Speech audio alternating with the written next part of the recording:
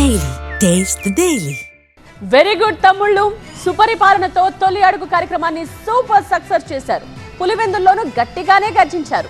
కానీ వైసీపీ దుష్ప్రచారాలపై ఎందుకు నోరు మెదపట్లేదు?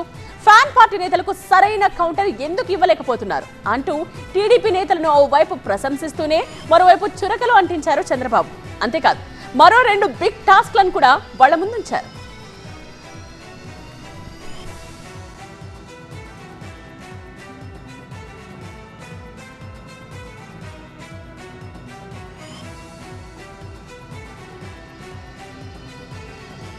ఇప్పటి వరకు పాలన అద్భుతం, ఇక ముందు చెయ్యాలి మహా అద్భుతం అంటూ టీడీపీ నేతలను ప్రశంసించారు సీఎం చంద్రబాబు.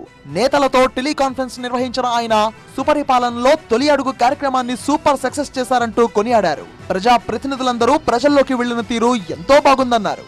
అలా ఎల్లప్పుడూ ప్రజల్లోనే ఉండాలని సూచించారు సీఎం. పర్సనల్ ఎజెండాలు లాంటివి లేకుండా పనిచేసినప్పుడే ప్రజలు నేతలను గుర్తుపెట్టుకుంటారని, గుండెల్లో పెట్టుకుని గెలిపిస్తారని అన్నారు సీఎం. ఇలా నేతలపై ప్రశంసల వర్షం కురిపిస్తూనే చిన్నపాటి చురకలు అంటిస్తూ 2 టాస్క్లు ఇవ్వడం ఇప్పుడు చర్చనీయాంశమైంది. ఇక టాస్క్ నెంబర్ 1, వైసీపీ దుష్ప్రచారాలకు అడ్డుకట్ట వేయాల్సిందే అని నేతలకు కాస్త ఘాటుగానే చెప్పారు సీఎం. వైసీపీ వాళ్ళు ఇష్టం వచ్చినట్టు మాట్లాడుతున్నా ఎందుకు నోరు మెదపట్లేదని నేతలను ప్రశ్నించారు. వాళ్ల విమర్శలకు కరెక్ట్ గా కౌంటర్ పడాల్సిందే అన్నారు. కొన్ని ఉదాహరణలను తీసుకుని మరీ నేతల తీరును తప్పుపట్టారు. రాజధాని కోసం పొన్నూరును ముంచారని వైసీపీ విమర్శలు గుప్పిస్తుంటే ఎందుకు స్పందించలేదు? కొండవీటి వాగు ఎత్తిపోతల పంపులు పనిచేయట్లేదని ఫ్యాన్ పార్టీ ప్రచారం చేస్తే ఎందుకు తిప్పికొట్టలేకపోయారు? ప్రకాశం బ్యారేజీ ప్రమాదంలో పడిందని మైకుల ముందు మొత్తుకుంటుంటే ఎందుకు గట్టిగా రియాక్ట్ కాలేకపోయారు అంటూ నేతల తీరుపై కాస్త అసహనం వ్యక్తం చేశారు. గతం గతః, ఇక నుంచైనా దుష్ప్రచారాలను తిప్పికొట్టండి అంటూ నేతలకు సూచించారు చంద్రబాబు.